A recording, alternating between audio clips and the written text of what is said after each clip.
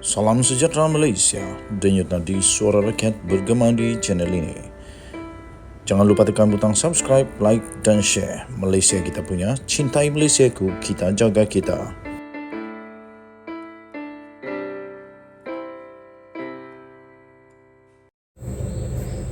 Salam sejahtera Malaysia, denyut nadi suara rakyat bergema di channel ini. Berita paling buruk untuk Hadi Awang. Berita paling buruk untuk Hadi Awang atau siapa saja yang cuba untuk ada usahakah, komplotkah untuk jatuhkan kerajaan perpaduan ini. Dulu Hadi Awang ada buat kenyataan tentang tumbang menumbang berkaitan dengan mungkin tumbangnya kerajaan perpaduan ini, tapi nampaknya tak akan terjadi kerana Timbalan Perdana Menteri daripada Sarawak mengakui bahawa GPS tetap teguh sokong kerajaan perpaduan. Itu kata Timbalan Perdana Menteri dari Sarawak. Dan Sarawak memang tak boleh terima PAS. Itu pastilah. Itu pasti. Salah satu sebab kenapa PAS susah untuk membentuk kerajaan ialah kerana orang Sarawak tak boleh terima dengan Perikatan Nasional. Itu simple. Okey. Jadi satu lagi, Sekutu Pentadbiran Perdana Menteri Datuk Seri Anwar Ibrahim telah tampil menyangkal dakwaan cubaan kononnya untuk menjatuhkan kerajaan perpaduan. Kali ini giliran gabungan Parti Sarawak GPS pula berbuat demikian dengan Ketua Whip Parlimen gabungan itu, iaitu GPS, iaitu Timbalan Perdana Menteri Fadila Yusof yang juga adalah Timbalan Perdana Menteri, berkata mereka tegas tetap berdiri teguh dan menyokong segala usaha kerajaan perpaduan untuk memulihkan ekonomi negara. Ini kerana Premier Sarawak sekarang, Abang Johari Openg sendiri beberapa kali menekankan bahawa apa yang kita mahukan ialah kerajaan yang stabil, kukuh, yang akan meletakkan semula Malaysia ke landasan yang betul. Lebih-lebih lagi katanya, lebih-lebih lagi dalam memulihkan ekonomi negara serta memberi tumpuan kepada kesejahteraan rakyat dan sudah tentu kekayaan negara.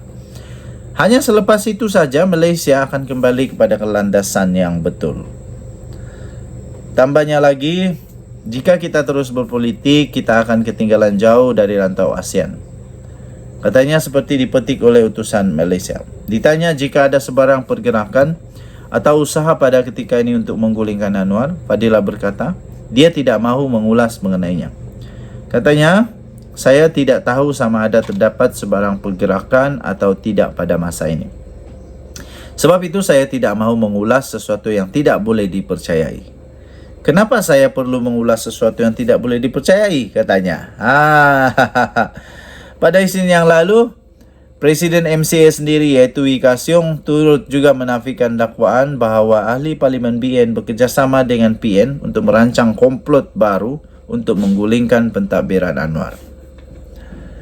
Wee yang juga ahli Parlimen Air Hitam berkata, MCA tidak terbabit dalam sebarang percubaan menumbangkan pentadbiran negara hari ini dan menyifatkan laporan itu sebagai mengarut dan tidak berasas. Sebelum ini, sebuah portal tiba-tiba kononnya mendakwa terdapat kabar angin mengenai percubaan PN untuk meyakinkan beberapa ahli Parlimen BN supaya meletak jawatan bagi membentuk laluan kepada pilihan raya kecil PRK. Menurut laporan itu lagi, sekiranya ahli Parlimen BN terbabit menang, mereka akan dapat membentuk kerajaan baru dengan bantuan ahli Parlimen dari Sabah dan Sarawak. Ini paling lucu saya rasa. Dengan bantuan daripada ahli Parlimen Sabah dan Sarawak, tak akan terjadi. Ahli Parlimen Sarawak tak akan terima. Seterusnya, kata laporan itu lagi, dengan pembentukan kerajaan baru, maka pengerusi PN Muhyiddin Yassin akan menjadi Perdana Menteri sekali lagi. Laporan itu juga mendakwa bahawa perancang menjangkakan Dr. Mahathir Mohamad dan bekas Menteri Kewangan Daim Zainuddin akan membiayai plot tersebut kerana akaun bank bersatu sudah dibekukan. Laporan portal berkenaan juga disangkal oleh Timbalan Presiden Bersatu Ahmad Faisal Asum. Ahmad Faisal memberitahu Malaysia kini bahawa tiada perbincangan dengan dalam Bersatu dan PN untuk menggulingkan Perdana Menteri seperti yang dilaporkan. PN katanya memberi tumpuan pada pilihan raya 6 negeri yang akan datang, khususnya negeri yang ditabir oleh Pakatan Harapan. Anwar kini mendapat sokongan daripada 148 ahli Dewan Rakyat, manakala PN mempunyai baki 74 ahli parlimen. Bagi menjatuhkan Anwar, PN perlu mendapat sokongan setiap ahli parlimen GPS, Gabungan Rakyat Sabah, Warisan, Parti Bangsa Malaysia, Parti Kesejahteraan Demokratik Masyarakat Muda Bebas, dan sekurang-kurangnya 3 lagi ahli parlimen yang kini bersama dengan PN. Misi mustahil, sangat mustahil lah, tak akan terjadi. Bye-bye. Salam sejahtera Malaysia, denyut nadi suara rakyat bergema di channel ini. Ini satu perkara yang amat menakutkan Hadi Awang dan PAS Malaysia, serta akan mengejutkan, membuatkan pening kepala lah atau abah kau, Muhyiddin Yassin. Anwar dengan aura image Islamik tarikan kempen BNPH dalam PRN. Itu yang dilaporkan di bharian.com.my. di BH Online. Itu yang dilaporkan ya. Kalau memang betul Anwar dengan aura image Islamik ini memang akan membuatkan masalah besar bagi PAS dan juga PPBM Bersatu. Sekurang-kurangnya ya, kalau tidak pun di negeri yang ditabir oleh PAS, yaitu Kelantan, Kedah dan Terengganu, sekurang-kurangnya dia akan tetap kekal. Boleh menyebabkan pengekalan kuasa di 3 negeri yang ditabir oleh BNPH. Oleh PH, maafkan saya, oleh PH ketika ini, yaitu Negeri Sembilan, Pulau Pinang dan Selangor. Penggunaan isu 3R, yaitu agama, kaum dan raja, yang dijangka menyelubungi pilihan raya 6 negeri akan datang, perlu ditolak oleh pengundi kerana boleh menggugat kestabilan negara, supaya kemakmuran dan keharmonian terus dapat terpelihara. Itu kata Setiausaha Agung Veteran UMNO Datuk Mustafa Yaakob. Percaya pembangkang akan terus memainkan isu terkait 3R sebagaimana yang sentiasa digunakan ketika pilihan raya, kempen pilihan raya umum PRU 15 yang lalu. Katanya beliau percaya Perikatan Nasional PN akan mengguna isu yang dikitar semula pada PRN nanti, yang mana dipercayai mereka sebagai faktor kemenangan di beberapa negeri yang ditawan oleh parti itu. Isu lama tersebut terkait dengan 3R ini akan tetap dicanang pembangkang kerana mereka berjaya menggunakan isu ini dalam PRU 15 yang lalu. Katanya, saya tidak terkejut jika mereka membangkitkan kes Mahkamah Presiden UMNO, iaitu Datuk Seri Dr. Ahmad Zahid Hamidi, dan kes pertuduhan mahkamah yang lama membabitkan Perdana Menteri Datuk Seri Anwar Ibrahim, katanya kepada BH.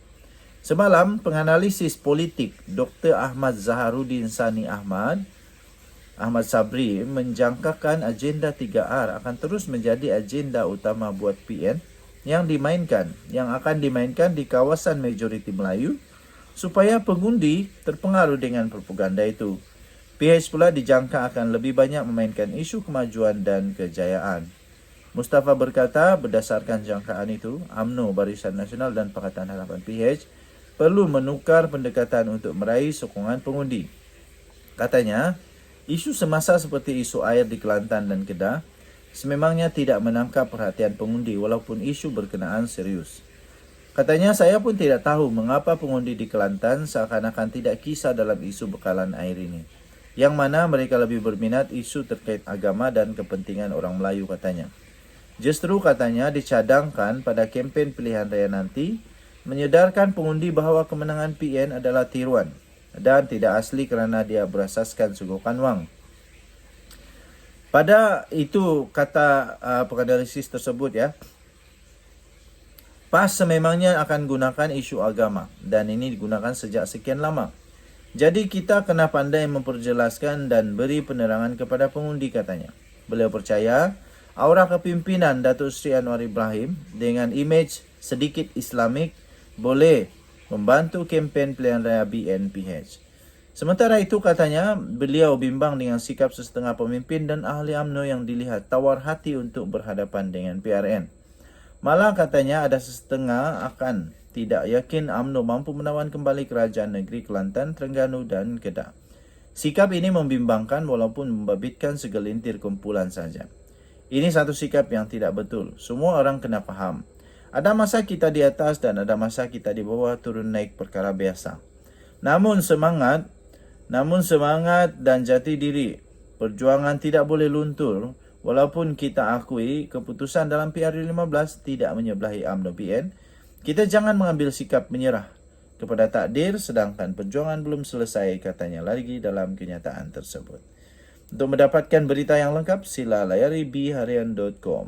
Kita jumpa lagi. Selamat pagi Malaysia. Bye-bye.